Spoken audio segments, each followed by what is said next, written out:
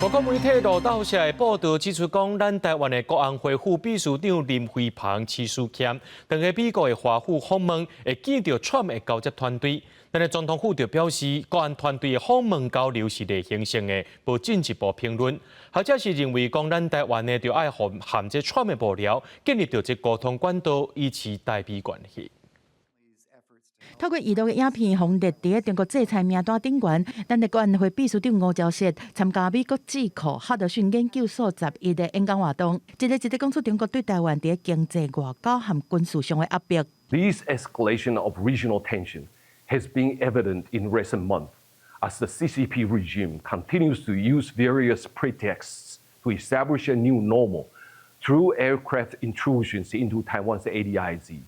crossing of the median line in the Taiwan Strait, and major military maneuvers meant to intimidate Taiwan. 呼吁讲理念较深的国家爱团结，捍卫自由民主的生活方式。吴钊燮虽然无亲身访美，但是根据外国媒体路透社报道，在美国总统当选人川普就任之前，国安会副秘书长林飞帆、徐书谦最近是去到华府和川普的交接团队密会，和台湾和特别上任的美国政府建立联络。但考虑到北京的国压起来，对象是无包括川普提名的各界官员，可能是中阶政治职位的共和党人士，对这互访格调无好认，表示国安团队的访问是例行慷慨，无进一步评论。我想还是跟台美关系，还有一些可能跟台湾的安全，以及所谓的